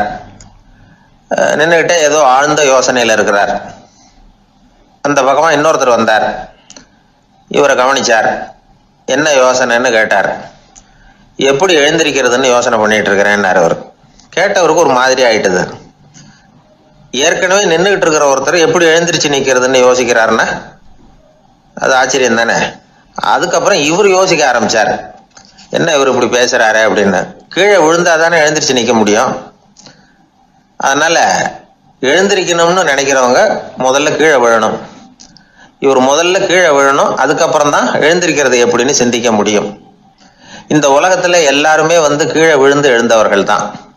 இப்போ இந்த குழந்தை பருவத்துல கீழே விழாம நடைபயில கற்றுக்கிட்டவங்க யாராவது உண்டா? சின்ன வயசுல ஒரு தடவை கூட கீழே விழல சார், அப்படியே பிறந்தார் வளர்ந்தார் பெரியவர் ஆயிட்டார் அப்படின்னு யாரையும் சொல்ல முடியாது. அதனால மனுஷங்கிறவன் விழுந்து புரண்டு எழுந்துதான் நடக்க கத்துக்கிறான். ஒரு உண்மையை நாம எல்லாரும் புரிஞ்சுக்கணும். இந்த உலகத்துல தவறு செய்யாத மனிதர்களே யாரும் கிடையாது.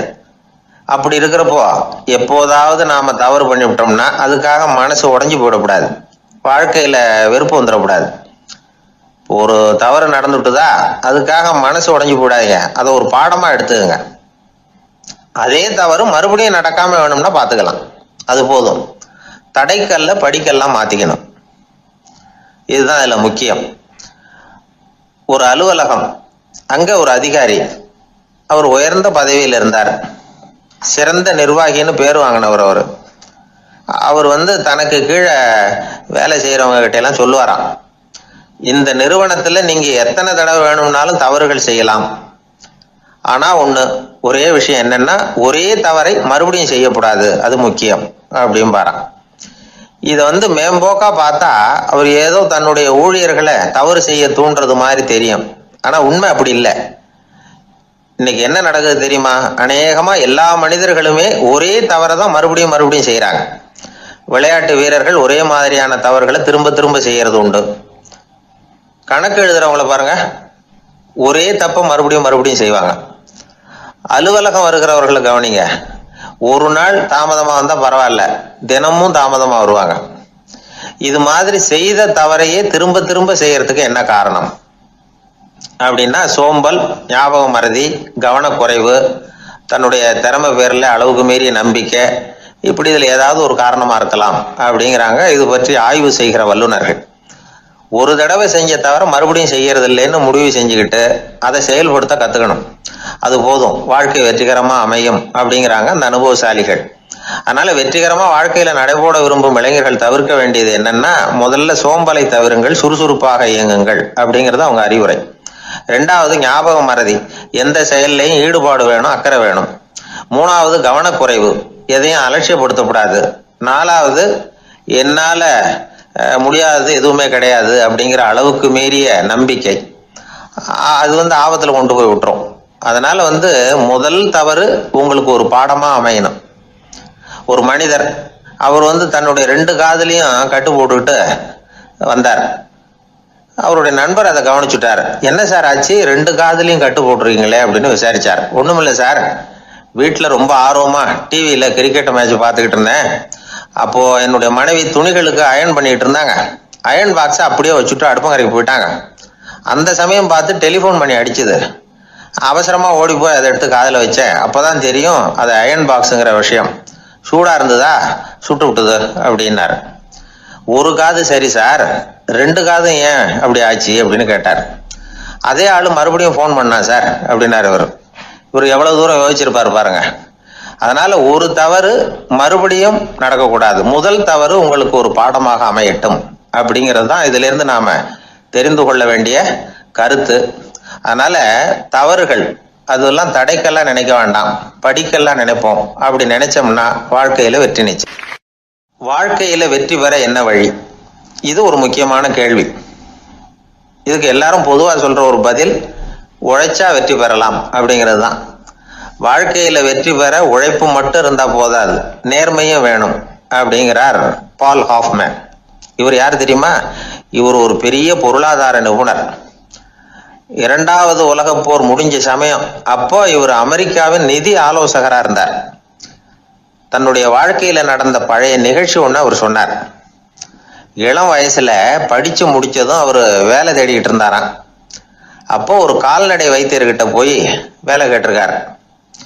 இவர் அங்க போன சமயத்துல அந்த டாக்டர் தன்னுடைய பழைய கார் ஒன்ன விற்பனை செய்யறதுக்காக வேற ஒருத்தர்கிட்ட பேரம் பேசிக்கிட்டு இருந்தார். வாங்க வந்தவர் இவர்கிட்ட அந்த காரை பற்றின விவரம்லாம் கேட்டுக்கிட்டு இருந்தார். கார் நல்ல நிலைமையில் இருக்குமா அப்படிங்கிற கவலை அவருக்கு. எல்லா விவரங்களையும் கேட்டுக்கிட்டு அவர் கடைசியா சொன்னார், டாக்டர், இந்த காரை நீங்களே என்னுடைய ஊருக்கு ஓட்டிட்டு வர வேண்டியது. கார் எந்த ரிப்பேரும் ஆகாம என்னுடைய ஊருக்கு சேர்ந்துட்டுதுன்னா அங்கேயே நான் பணம் கொடுத்து இந்த காரை வாங்கிக்கிறேன் அப்படின்னார். நம்ம கார் அவ்வளவு தூரத்துக்கு வழியில எந்த கோளாறும் இல்லாம போய் சேருமா அப்படிங்கிற சந்தேகம் டாக்டருக்கு. அவர் என்ன செஞ்சார் தெரியுமா? தன்கிட்ட வேலை கேட்டு வந்திருந்த இளைஞர் பால் ஹாஃப்மேனை கூப்பிட்டார். அவர்கிட்ட சொன்னார், இதை பாருப்பா, இந்த காரை நீ அவருடைய ஊர் வரைக்கும் நல்லபடியா ஓட்டிட்டு போய் சேர்த்துட்டீன்னா உனக்கு நான் வேலை கொடுத்து விடுறேன். அது மட்டும் இல்ல, காரு விற்கிற தொகையில கமிஷனும் கொடுக்குறேன், என்ன சம்மதமா அப்படின்னு கேட்டார். ஹாஃப்மேன் யோசனை பண்ணார். அதுக்கப்புறம் சரின்னு சொல்லி சம்மதிச்சார். கொஞ்ச நேரத்துல அவரும் கார் வாங்க வந்தவரும் புறப்பட்டாங்க.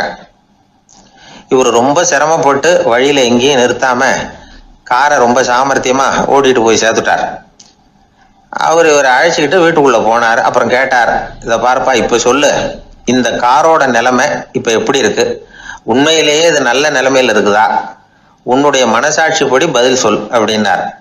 இவரும் உடனே காரு நல்ல நிலைமையில தான் இருக்கு அப்படின்னு சொல்றதுக்கு வாயை திறந்தார். அதுக்குள்ள பார்வை எதிரில் உள்ள சுவர் மேல பட்டுது. அங்க இயேசுநாதர் படம் ஒன்று மாட்டியிருந்தாங்க. அதுக்கு அடியில எழுதியிருந்த வாசகம் என்னன்னா, நீ பேசும் ஒவ்வொரு வார்த்தையையும் இயேசு கவனித்துக் கொண்டிருக்கிறார் அப்படின்னு இருந்தது. அந்த வரிகளை பார்த்தார். உடனே காரு சரியில்லை அப்படிங்கிற உண்மையை சொல்லிவிட்டார். இவர் இப்படி சொன்னதும் இவரை ரொம்ப ஆச்சரியமா பார்த்தார். இவர்கிட்ட இருந்த நேர்மை அவரை சிந்திக்க வச்சது. உன்னுடைய நேர்மையை பாராட்டுறேன், உனக்கு கமிஷன் கிடைக்கணுங்கிறதுக்காகவே நான் இந்த காரை வாங்கிக்கிறேன்னார். இப்போ அவர் திகைச்சு போய் நின்னார். மறுபடியும் அவர் சொன்னார், நீ காரை ஓட்டிட்டு வரும்பொழுதே உன்னுடைய திறமையை பார்த்தேன், உனக்கு விருப்பம் இருந்தா நீ என்கிட்டயே வேலைக்கு சேர்ந்துடலாம் அப்படின்னார். பால் ஹாஃப்மேன் அவர்கிட்ட வேலைக்கு சேர்ந்தார். படிப்படியா முன்னேறினார். கடைசியில பாத்தீங்கன்னா அமெரிக்காவுடைய நிதி ஆலோசகரா ஆனார். அதுக்கப்புறம் அவர் அந்த பழைய சம்பவத்தை எப்பவும் மறக்கிறது இல்லை, அடிக்கடி சொல்றது உண்டு. அதனால இதுல இருந்து நாம தெரிஞ்ச வேண்டியது என்னன்னா, வாழ்க்கையில முன்னுக்கு வரணும்னா உழைப்பு மட்டும் போதாது, நேர்மையும் வேணும். ஆனா இந்த காலத்துல சிலருடைய நேர்மை நமக்கு ஆச்சரியமா கூட இருக்கும். ஒருத்தர் புஸ்தக கடை வச்சிருந்தார். ரொம்ப நேரமா தேடி ஒரு புத்தகத்தை கையில் எடுத்தார். அதுக்கு பில் போட சொன்னார். அந்த புத்தக கடைக்கு வந்த இன்னொருத்தர் பில் போடுறவர், சார், இந்த புத்தகம் மகா அறுவை, மகா மட்டம், இது வேணாம் உங்களுக்கு, வேற ஏதாவது ஒண்ணு பாருங்கன்னார். புத்தக கடை வச்சிருக்கிறவரே இப்படி சொன்னார். வாங்க வந்தவர் இவர் ஆச்சரியமா பார்த்தார். உங்க நேர்மையை பாராட்டுறேன், அது சரி, இந்த புத்தகத்தை ஏற்கனவே நீங்க படிச்சு பார்த்துட்டீங்களான்னு கேட்டார். அதை படிச்சு வேற பார்க்கணுமான்னார். அப்புறம் எப்படி இது மகாமட்டம்னு சொல்றீங்க அப்படின்னார். அதை எழுதினவனே நான் தான் சார் அப்படின்னார் அவர். இது ஒரு விதமான நேர்மை, நேர்மையை ஒத்துக்கிறது. எப்படி இருந்தாலும் வாழ்க்கையில உழைப்பும் நேர்மையும் உயர்வதற்கு வழிகள். உழைப்பை விட நேர்மை முக்கியம் அப்படிங்கிறத புரிந்து கொண்டால் வாழ்க்கையில வெற்றி நிச்சயம். இன்பம் துன்பம் இது ரெண்டும் சேர்ந்தது தான் வாழ்க்கை. இது எல்லாரும் சொல்லிகிட்டு இருக்கிற ஒரு உண்மை. அது சரி, இது ரெண்டும் வர்றதுக்கு என்ன காரணம்? துறவி ஒருத்தர் யோசிச்சு பார்த்துருக்கார். இன்ப துன்பம் தோன்றுவதற்கு முக்கியமாக 6 காரணங்கள் உண்டு அப்படிங்கிறார் அவர். அது என்னங்கிறத நாமளும் தெரிஞ்சு வச்சுக்குவோமே. இப்போ முதல் காரணம் சுயநலம். ஒரு தாயார் தன்னுடைய சுயநலம் கருதி தன்னுடைய மகன் இன்பமாக இருக்கணும்னு ஆசைப்படுறாங்க.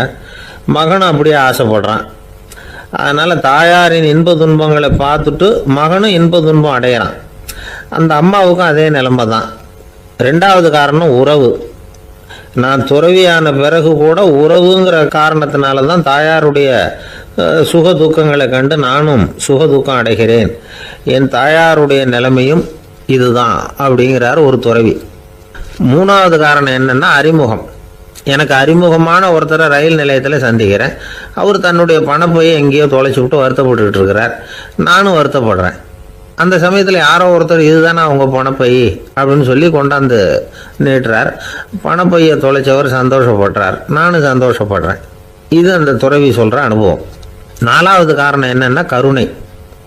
எனக்கு முன்னே தெரியாத ஒருத்தனை யாரோ ஒருத்தன் அடித்து காயப்படுத்தி போடுறான். கருணை காரணமாக நான் அதுக்காக துக்கப்படுறேன். 5வது காரணம் எதையும் நம்புறது. ஒரு பசுமாட்டை ஒரு முரணை அடிச்சுக்கிட்டு இருக்கிறான் அப்படின்னு ஒருத்தர் நம்மகிட்ட சொல்கிறாருன்னு வைங்க, உடனே நான் துக்கப்படுறேன். இன்னொருத்தர் அந்த முரணனை போலீஸ்காரங்க பிடிச்சிட்டு போயிட்டாங்கன்னு சொல்கிறாரு, நான் உடனே சந்தோஷப்படுறேன்.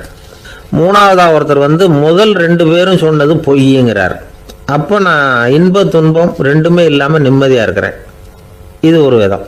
அடுத்தது 6வது காரணம் என்னன்னா தன்மயமாகுதல். ஒரு நாவல் படிச்சுக்கிட்டு இருக்கிறோம், அதில் வர்ற பாத்திரங்களோட நாம் ஒன்றி போயிடுறோம். அதில் வர்ற பாத்திரங்கள் சிரிச்சுதுன்னா நாமளும் சிரிக்கிறோம், அது அழுதுன்னா நாமளும் அழறோம். அதெல்லாம் அந்த துறவி சொல்கிற அனுபவ உண்மைகள்.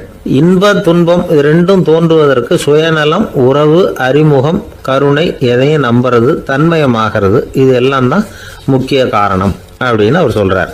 ஆக கூடி ஒட்டு மொத்தமாக யோசனை பண்ணி பார்த்தா பிற பொருள்கள் மீது பற்றுதல் காரணமாக தான் நாம் இன்ப துன்பம் அடைகிறோம் அப்படிங்கிறத புரிஞ்சிக்க முடியுது. மனுஷன் இன்ப துன்பம் அடையிறதுக்கு 7வது காரணம் கூட ஒன்று உண்டு அப்படின்னு சொல்லிகிட்டே வந்தார் ஒருத்தர். அது என்ன அப்படின்னு கேட்டோம். அதுதான் சார் இந்த நீங்கள் சொல்லிட்டு வர்ற இன்று ஒரு தகவல்னார். எப்படி சொல்கிறீங்கன்னு கேட்டோம். இன்று ஒரு தகவல் கேட்க ஆரம்பிக்கிறப்போ மனசில் இன்பம், ஆரம்பித்த உடனே இது ஏற்கனவே கேட்ட சமாச்சாரமாச்சே அப்படின்னு நினைக்கிறப்போ துன்பம் அப்படின்னு அதுக்கு ஒரு விளக்கம் கொடுத்தார் அவர். ஒரு கடற்கரை ஓரம், அங்கே ஒரு சின்ன கிராமம். அந்த கிராமத்தில் ஒரு சின்ன பள்ளிக்கூடம். கடற்கரை ஓரத்தில் உள்ள ஒரு விடுதியில் ஓய்வுக்காக ஒருத்தர் தங்கி இருக்கிறார். பள்ளிக்கூடத்தில் ஏதோ விழா நடக்கிறது மாதிரி தெரிஞ்சுது. உடனே அவர் அந்த பக்கமாக வந்தார். இங்கே என்ன நடக்குதுன்னு விசாரித்தார். பள்ளி ஆண்டு விழா நடக்குதுன்னாங்க. உடனே போனார். கண்காட்சி ஒன்று வச்சுருந்தாங்க. உள்ளே போய் பார்த்தார். பள்ளிக்கூடத்தில் படிக்கிற மாணவர்களே சொந்தமாக தயார் பண்ண பொருள்களை காட்சிக்கு வச்சிருக்கிறாங்க. அந்த ஊர் மக்கள்லாம் அதை கூட்டம் கூட்டமாக போய் பார்த்துக்கிட்டு இருக்கிறாங்க. இவரும் ஆர்வமாக அதையெல்லாம் பார்த்துக்கிட்டே போகிறார். ஒரு இடத்துல ஒரு சின்ன ரயில் செஞ்சு வச்சுருந்தாங்க, மாணவர்களே தயார் பண்ணது. மின்சாரத்தால் அது ஓடுறது மாதிரி பண்ணி வச்சுருந்தாங்க. அதில் ஒரு சின்ன பொத்தான் இருக்கும், அது அமுக்குனா ரயில் ஓடும், சுற்றி சுற்றி வரும். மாணவர்கள் எதிரில் நின்று அதுக்கு விளக்கம் கொடுத்துக்கிட்டு இருக்கிறாங்க. இவர் அதை கவனிச்சார். ரயில் ஓடுறத பார்த்தார். அங்கே நின்றுக்கிட்டு இருந்த மாணவர்கள்கிட்ட விளையாட்டாக கேட்டார், ஏப்பா இந்த ரயில் எதனால் ஓடுது அப்படின்னு கேட்டார் இவர். சக்தியினால் ஓடுது அப்படின்னாங்க மாணவர்கள். அது என்ன சக்தின்னு கேட்டார். அதுக்கு பேர் மின்சாரம் அப்படின்னாங்க. சரி, நீங்கள் மின்சாரத்தை பார்த்துருக்குறீங்களா அப்படின்னார். நாங்கள் பார்த்தது இல்லைங்க, ஆனால் இதை செய்யறதுக்கு எங்களுக்கு உதவி பண்ண ஆசிரியர் ஒரு பட்டதாரி, ஒரு கால் அவர் பார்த்துருக்கலாம் அப்படின்னாங்க. அவர் எங்கே இருக்காருன்னு கேட்டார். இதோ அழைச்சிட்டு வர்றோம்னு ஓடினாங்க. அவர் அழைச்சிட்டு வந்தாங்க. அவர்கிட்ட ஒரு பெரியவர் கேட்டார், மின்சாரத்தை நீங்கள் பார்த்துருக்குறீங்களா அப்படின்னு. மின்சாரத்தை பார்க்குறதாவது நான் பார்த்ததே இல்லை. நான் பார்த்தது அது செயல்படுற விதத்தை தான். அது விளக்கை எரிய வைக்குது, ரயிலை ஓட வைக்குது, இது மாதிரி எத்தனையோ எந்திரங்களை செயல்பட வைக்குது. ஆனால் உண்மையிலேயே அது என்னன்னு எனக்கு தெரியாது. ஒருவேளை இந்த பள்ளிக்கூடத்து தலைமை ஆசிரியருக்கு தெரிஞ்சிருக்கலாம், ஏன்னா அவர் ஒரு மேல்நிலை பட்டதாரி அப்படின்னாராம் அவர். சரின்னு போய் தலைமை ஆசிரியரை கூப்பிட்டுக்கிட்டு வந்தாங்க. அவர்கிட்டையும் இதே கேள்வி கேட்டாராம் அவர். மன்னிக்கணும், இந்த கேள்வி இதுவரைக்கும் யாரும் என்கிட்ட கேட்டதில்லை. சக்தியை யாரும் பார்க்க முடியாது, ஆனால் அது செயல்படும் விதத்தை தான் பார்க்க முடியும் அப்படின்னாராம் அவர். இப்போ இதுவரைக்கும் கேட்டுக்கிட்டு இருந்த பெரியவர் சிரிச்சார். சிரிச்சுட்டு சொன்னாராம், சரி, அதுக்காக ஒன்றும் கவலைப்படாதீங்க, என்னுடைய பெயர் தாமஸ் ஆல்வா எடிசன் அப்படின்னாராம். இதை கேட்டதும் அங்கே இருந்தவங்களுக்கெல்லாம் அதிர்ச்சி, ஆச்சரியம். என்னது, நீங்கள் தானா எடிசன்? நீங்கள் எவ்வளவு மின்சார கருவிகளை உண்டாக்கி இருக்கிறீங்க, நீங்களா இந்த கேள்வியை கேட்டது அப்படின்னாங்களாம். ஆமாம், நான் தான் கேட்குறேன், ஏன்னா நானே மின்சாரத்தை பார்த்தது கிடையாது அப்படின்னாராம் அவர். அன்புங்கிறது இப்படிப்பட்டது தான்ங்கிறார் ஓஷோ. அன்புங்கிறது நம்ம உடற்கூறு அமைப்பில் இல்லை, அது நம்ம உடம்புல உள்ள சுத்த சக்தியின் வெளிப்பாடு. அதை உணரத்தான் முடியுமே தவிர பார்க்க முடியாது. அன்பே உன்னை நான் என் இருதயத்தில் வச்சிருக்கிறேன் அப்படின்னு எல்லாம் சொல்லுவான். இதெல்லாம் சும்மா. இது டாக்டர்கள் சொல்ற இருதயம் கிடையாது. அது ரத்தத்தை தள்ளுகிற ஒரு கருவி, அவ்வளவுதான். ஞானிகள் சொல்லுகிற இதயம் வேற, அது கண்ணுக்கு புலப்படாத ஒரு சக்தி. என்னுடைய இதயம் ரொம்ப விசாலமானது சார் அப்படின்னார் ஒருத்தர். அப்படிங்களான்னு ரொம்ப மரியாதையா, ஆமாங்க, டாக்டர் அப்படிதான் சொல்றார், கொஞ்சம் வீங்கி போய் பெருசா இருக்குதான் அப்படின்னார். ஆரம்ப காலத்தில் ஒரு குரு, அப்போ ஒரு சீடன் இருந்தான். அது வேடிக்கையான குரு, வேடிக்கையான சீடன். ஒரு ஆசிரமம். ஒரு நாள் ஒருத்தன் அவசரமா அந்த குருவை தேடி வந்திருக்கிறான். என்ன விஷயம்னு விசாரிச்சார் குரு. உங்க சீடர் என்னை அடிச்சுட்டார் அப்படின்னு புகார் பண்ணானா அந்த ஆள். குரு சீடனை கூப்பிட்டார். அடிச்சியா இந்த ஆளை அப்படின்னு கேட்டாராம். ஆமான் இருக்கான் சீடன். ஏன் அடிச்சே அப்படின்னு கேட்டாராம். இந்த ஆள் உங்களை பத்தி மட்டமா பேசிவிட்டான், என்னால் அதை தாங்கிக்க முடியல, அதனாலதான் அடிச்சுட்டேன் இருக்கான். அப்படி என்ன பேசினா அப்படின்னு கேட்டாராம். உன்னுடைய குருநாதர் இப்பெல்லாம் அர்த்தமில்லாம பேச ஆரம்பிச்சுட்டார் அப்படின்னு சொல்லிவிட்டான், அதனாலதான் அடிச்சுட்டேன் அப்படின்னு நானா. அதுக்காக அடிச்சே அப்படின்னாராம். நான் அதுக்காக அடிக்கல குருவே, இப்பெல்லாம் நீங்க அர்த்தமில்லாம பேசுறதாக அவன் சொல்றான், அப்படின்னா இதுவரைக்கும் நீங்க அர்த்தத்தோட பேசினதாகத்தானே அர்த்தம், அது தப்பு தானே, அதனாலதான் அடிச்சேன் அப்படின்னு நானா. ஒரு பெரியவர் உட்கார்ந்து இருக்கிறார். அவரை சுத்தி அவருடைய தோழர்கள் உட்கார்ந்து இருக்கிறாங்க. ஏதோ ஒரு முக்கியமான செய்தியை அவர் அவங்களுக்கு சொல்லிட்டு இருக்கிறார். அவங்களும் ஆர்வமா கேட்டுக்கிட்டு இருக்கிறாங்க. இந்த சமயத்துல யாரோ ஒரு ஆள் வேகமா அங்க வர்றார். வர்ற வேகத்திலேயே எனக்கு ஏதாவது உதவி செய்யுங்க அப்படின்னு கேட்டுக்கிட்டே வர்றார். கேட்கறது உதவி, ஆனா குரல் மிரட்டுறது மாதிரி இருக்கு, அதட்டி கேட்கறது மாதிரி இருக்கு. இதை கேட்டது அந்த பெரியவர் ஆத்திரப்படலை, ஆனா அவரை சுத்தி இருந்தவங்க ஆத்திரப்பட்டாங்க. இதை பெரியவர் கவனிச்சார். கொஞ்சம் அமைதியா இருங்கன்னார். வந்தவரை கூப்பிட்டார். அவருக்கு சில பொருள்களை கொடுத்தார். என்னங்க, இப்போ உங்களுக்கு மகிழ்ச்சி தானே அப்படின்னார். அப்படின்னு அலட்சியமா அவர் சொல்றார். நான் உங்களை நல்ல முறையில் நடத்தினேன்னா அப்படின்னு கேட்குறாரு அவர் மறுபடியும். அதெல்லாம் ஒன்றும் இல்லை அப்படின்னு சொல்லி அவர் சொல்லிட்டு இருக்கிறாரு. குரலில் கடுமை குறையில. சுற்றி இருந்தவங்களால இதை பொறுத்துக்க முடியல. கோபத்தோடு அவரை நோக்கி நெருங்க ஆரம்பிச்சாங்க. பெரியவர் அவங்களை எல்லாம் தடுத்து நிறுத்தினார். வந்தவரை வாங்க என்னோட அப்படின்னு சொல்லி அழைச்சிட்டு போனார். வீட்டுக்கு போனார். அங்கே போனதும் இன்னும் சில பொருள்களை எடுத்து அவர்கிட்ட கொடுத்தார். இப்போ திருப்தி தானே, நான் உங்ககிட்ட நல்ல முறையில் நடந்துக்கிட்டேனா அப்படின்னார். அவர் முகம் இப்போதான் கொஞ்சம் மலர்ந்தது. ரொம்ப நன்றி, இறைவன் உங்க குடும்பத்துக்கு எல்லா நன்மைகளையும் செய்வான் அப்படின்னு சொன்னார். இதே வார்த்தைகளை என்னுடைய தோழர்கள்கிட்டே சொல்லிட்டீங்கன்னா அவங்க கோபம் தணிஞ்சிரும், வர முடியுமான்னார். கண்டிப்பா வர்றேன் அப்படின்னாரு. மறுநாள் காலையில் அந்த இடத்துக்கு வந்தார். அதே மாதிரி சொல்லிவிட்டு அவர் போயிட்டார். தோழர்கள்லாம் ரொம்ப வியப்போட பெரியவரை பார்த்தாங்க. அந்த பெரியவர் தான் நபிகள் நாயகம். அவர் சொன்னார், ஒருத்தன் ரொம்ப ஆசையா ஒரு ஒட்டகத்தை வளர்த்துக்கிட்டு வந்தான்.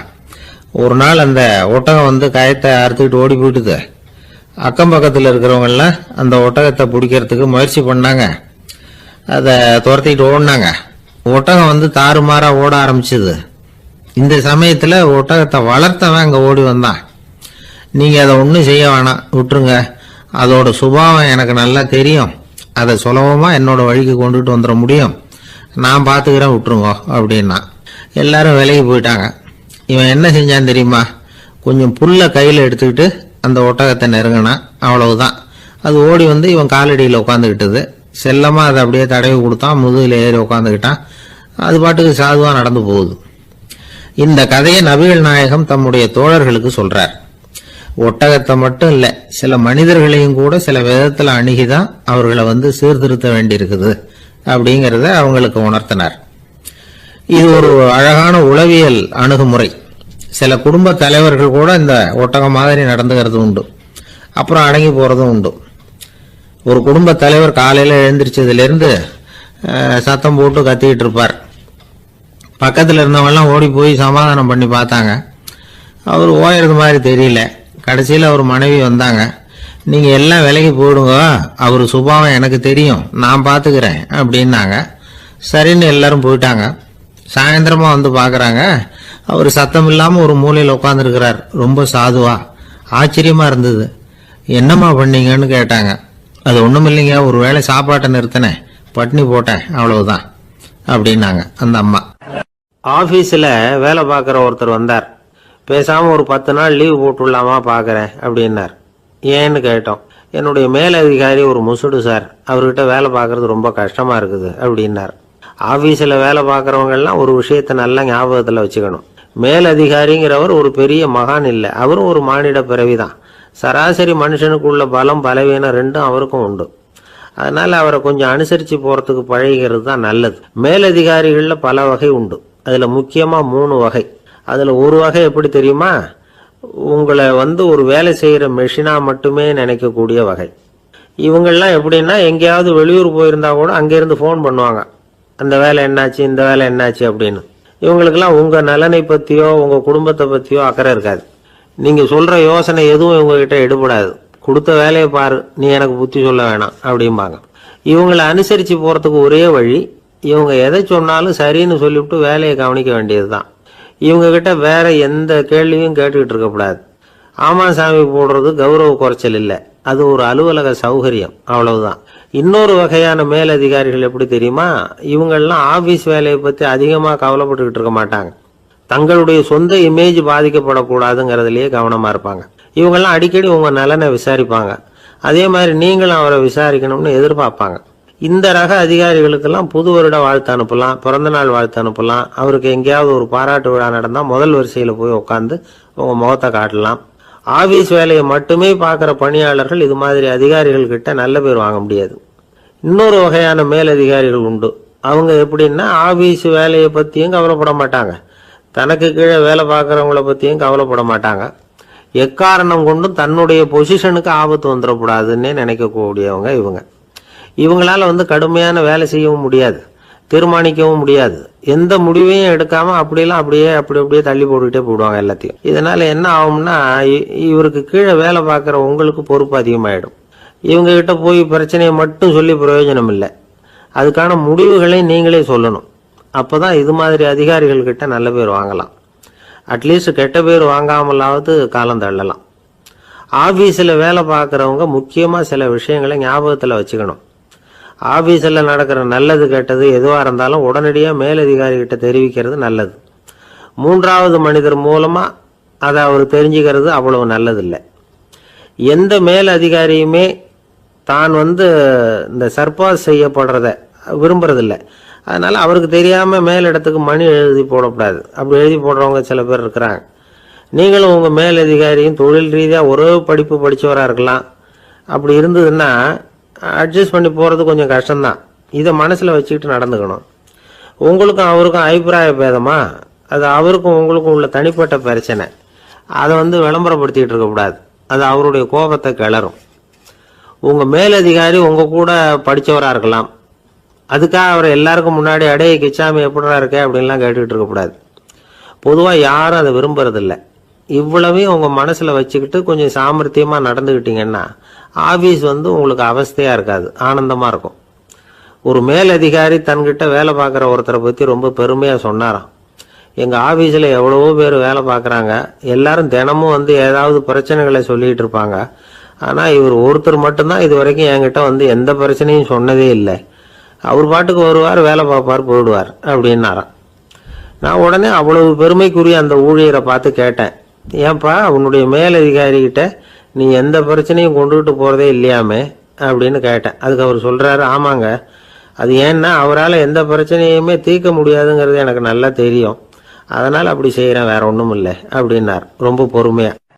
ஒரு நண்பர் யாருக்கோ ஃபோன் பண்ணிகிட்டு இருந்தார். அவர் பேசி முடித்ததும் நான் அவரை பார்த்து, இப்போ ஃபோன் பண்ணீங்களே அந்த ஃபோன் நம்பர் என்ன அப்படின்னு கேட்டேன். அவர் தலையை சொரிஞ்சுக்கிட்டார், ஞாபகம் வரலன்னார். சரி சார், அதை விடுங்க, உங்கள் மனைவி பேர் என்ன அப்படின்னு கேட்டேன். மாலதின்னார். என்ன சார் இது வேடிக்கை, கொஞ்ச நேரத்துக்கு முன்னாடி பேசின ஃபோன் நம்பர் மறந்து போச்சு, எப்போவோ கல்யாணம் பண்ணிட்ட மனைவி பேர் மறக்கலை, அதை கரெக்டாக சொல்லிவிட்டீங்களே அப்படின்னு கேட்டேன். அவர் என்ன ஒரு மாதிரியாக பார்த்தார். அவர் அப்படி என்னை பார்த்ததில் ஒன்றும் தப்பு இல்லை, ஏன்னா நாம் எல்லாருமே அப்படித்தானே, ஒரு குறிப்பிட்ட காரியத்துக்காக தொலைபேசியில் ஒருத்தட்ட பேசுகிறோம், அதுக்கப்புறம் அந்த எண் நமக்கு அனாவசியம், அதனால் மறந்துடுறோம். இதுக்கு பேர் தான் தற்காலிக ஞாபகம். ஆனால் மனைவி பேரை மறந்துட முடியுமா? முடியாது. அது அவசியமான ஒன்று. அடிக்கடி அந்த பேரை உபயோகப்படுத்துகிறோம், அதனாலேயும் அது முக்கியங்கிறதுனாலேயும் அதை மறக்கிறது இல்லை. இதுக்கு பேர் நிரந்தர ஞாபகம். சரி, இந்த தற்காலிக ஞாபகம், நிரந்தர ஞாபகம், இது ரெண்டு ஞாபக அளவுகளையும் கட்டுப்படுத்துறது எது அப்படின்னா மூளைக்குள்ள நடக்கிற மின்சார நடவடிக்கைகள் தான். தற்காலிக ஞாபகம் ஒரு மின்னல் மாதிரி தோன்றி மறையுது. நிரந்தர ஞாபகம் ஒரு படிவம் போல மூளையில படிஞ்சுடுது. ஒரு சம்பவத்தின் பல பிரதிகள் மூளையில பல்வேறு பகுதிகளிலேயும் படியறதுனால ஒன்னு மறைஞ்சாலும் மறந்தாலும் இன்னொன்னு மறையறதில்ல. இப்படிப்பட்ட நிலைமையில தான் இந்த தொண்டையில இருக்கு, வாயில வரமாட்டேங்குது சார் அப்படிமா. ஒருத்தருக்கு எந்த துறையில ஆர்வமும் ஈடுபாடும் அதிகமோ அது சம்பந்தமான ஞாபக சக்தி அதிகமா இருக்கும். தொழிலை விரும்புகிற ஒரு டெலிபோன் ஆபரேட்டருக்கு எண்கள்லாம் நல்ல ஞாபகம் இருக்கும். அது மாதிரி கவிஞர்களுக்கு வார்த்தைகள் நல்ல ஞாபகத்தில் இருக்கும். இது ஒரு பக்கம் இருந்தாலும் ஒரு மூளை எண்களை விட எழுத்துக்களை விட படங்களை ரொம்ப சுலபமா ஞாபகத்தில் வச்சுக்குது. புரிஞ்சுக்கிற தன்மை, அனுபவம், புத்தி கூர்மை இது கூடி குறையிறத பொறுத்து ஞாபக சக்தியும் ஏறும் இறங்கும். இப்போ உதாரணத்துக்கு ஒரு பையனுக்கு படித்தது எதுவும் ஞாபகத்தில் இல்லைன்னா அவன் அதை சரியா புரிஞ்சுக்கலன்னு அர்த்தம். இந்த மறதிங்கிறது எந்த சமயத்தில் ஒரு பிரச்சனை ஆகுது தெரியுமா? உங்களுக்கு வேண்டியப்பட்ட ஒருத்தரை ஞாயிற்றுக்கிழமை சாயந்தரம் சரியா 5 மணிக்கு கடற்கரைக்கு வர சொல்லிவிட்டு அந்த நேரத்தை மறந்துட்டா அது பரவாயில்ல, வர சொன்னதையே மறந்துட்டாதான் நிலைமை மோசம்னு அர்த்தம். இப்படி இருந்தா இது சிகிச்சை எடுத்துக்க வேண்டிய நிலைமைங்கிறத புரிஞ்சுக்கணும். ஆமா, இதுக்கும் மருந்து இருக்கு. ஆனா மூளை குறிப்பிட்ட அளவுக்கு கீழே இயங்குறப்போ இன்னொன்னு சொல்லுவாங்க, இந்த நியூரோ டிரான்ஸ்மிட்டர் அப்படின்னு சொல்லுவாங்க. அப்படிங்கிற மூளை ரசாயனம் ரொம்பவும் குறைஞ்சி போறப்போ மட்டும்தான் உபயோகப்படும். டாக்டர் என்ன சொல்றாங்க தெரியுமா? மூளையை பொறுத்த வரைக்கும் அதுல ஞாபக சக்தி அதிகமா உள்ள மூளை, மறதி உள்ள மூளை அப்படின்னு ஒன்றும் கிடையாது அப்படிங்கிறாங்க. நினைவு வச்சுக்கிறதுக்கு பயிற்சி அளிக்கப்பட்ட மூளை, பயிற்சியற்ற மூளை அப்படின்னு வேணும்னா சொல்லலாம் அப்படின்னு சொல்றாங்க. அதனால நம்ம ஞாபக சக்திங்கிறது நம்ம கிட்ட இருக்கிற பயிற்சி, முயற்சி இதை பொறுத்து தான் அமையும். ஒருத்தர் ஒரு பென்சிலை எங்கேயோ வச்சுக்கிட்டு தேடிக்கிட்டு இருந்தார். அப்புறம் என்னமோ தீவிரமா யோசனை பண்ணி அதை ஞாபகப்படுத்தி பார்த்துக்கிட்டு இருந்தாராம். எதிரில் உட்கார்ந்து இருந்தவர் சொன்னார், பென்சிலை தானே தேடிட்டு இருக்கீங்க, அது உங்க வலது காதுல இருக்குது சார் அப்படின்னாராம் அவரு. இதுக்கு அவரு சொல்லியிருக்காரு, பென்சிலை வலது காதுல தான் வச்சிருக்கேங்கிறது எனக்கு நல்லா ஞாபகம் இருக்கு, ஆனா எது வலது காதுங்கிறது தான் மறந்து போச்சு அப்படின்னாராம். அவர் அதை தான் யோசிச்சுட்டு இருந்திருக்கிறார். ஒருத்தர் அவசரமா போய்கிட்டு இருந்தார். எங்க போய்கிட்டு இருக்கீங்க அப்படின்னு கேட்டார் ஒரு பெரியவர். கடைக்கு போறேன் சார், சாமான் வாங்கறதுக்கு அப்படின்னார். அங்க போறதுக்கு முன்னாடி தெரிஞ்சுக்க வேண்டியதெல்லாம் தெரிஞ்சுக்கிட்டீங்களா அப்படின்னு கேட்டார் பெரியவர். கடைக்கு போய் காசை கொடுத்து ஒரு பொருளை வாங்கிட்டு வரப்போறோம், இதுல தெரிஞ்சுக்க வேண்டியது என்ன இருக்குது அப்படின்னார் அலட்சியமா. இப்ப அந்த பெரியவர் பேச ஆரம்பிச்சார். இந்த உலகத்துல எந்த ஒரு செயல்ல இறங்குறப்போவும் நாம நல்லா ஆலோசனை பண்ண வேண்டிய விஷயம் 5 அப்படின்னார். உதாரணமா, ஒருத்தன் கடைக்கு போய் ஏதோ ஒரு பொருளை வாங்கிட்டு வர போறான்னு வச்சுக்கோங்களேன். அப்ப கூட அவன் 5 விஷயங்களை பத்தி தெரிஞ்சுக்க வேண்டியிருக்குது அப்படிங்கிறார் அவர்.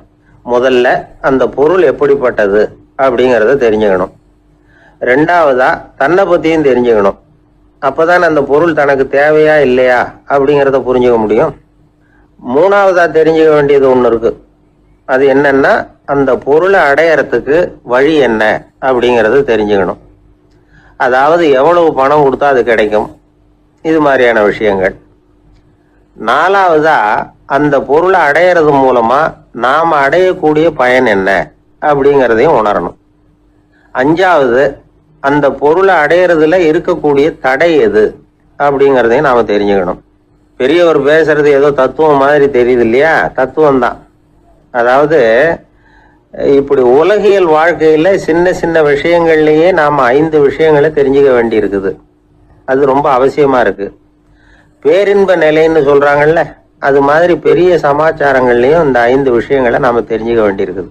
அதுக்கு பேர் என்னன்னா அர்த்த பஞ்சகம். வைணவ சமயத்தில் அர்த்த பஞ்சகம்ங்கிறது ரொம்ப பெரிய விஷயம். கடைக்கு போகிறது மாதிரி கடவுளை பார்க்க போகிறப்போ நாம் 5 விஷயங்களை தெரிஞ்சுக்கணுமா.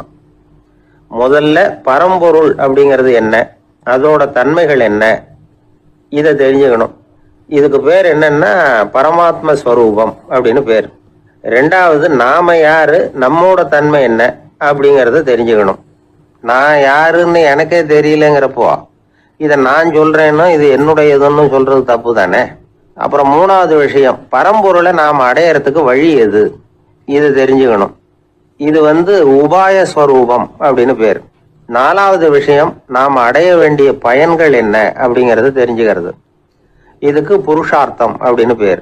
அஞ்சாவது, அந்த பயனை அடைய விடாமல் தடுக்கிற தடைகள் யாவை அப்படிங்கறது தெரிஞ்சுக்கிறது. இது விரோதி ஸ்வரூபம். இதைத்தான் தடையியல் அப்படின்னு சொல்றாங்க.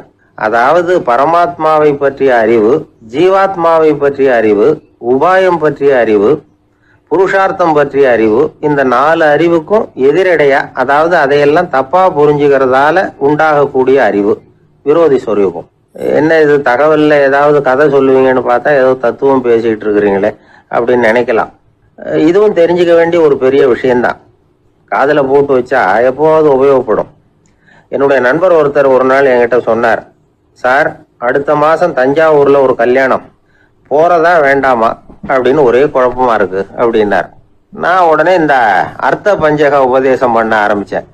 அவர் எல்லாத்தையும் பொறுமையா கேட்டுட்டு, சரி சார் நான் போறதுன்னு முடிவு பண்ணிவிட்டேன்னார். எப்படி இந்த முடிவுக்கு வந்தீங்க அப்படின்னு கேட்டேன்.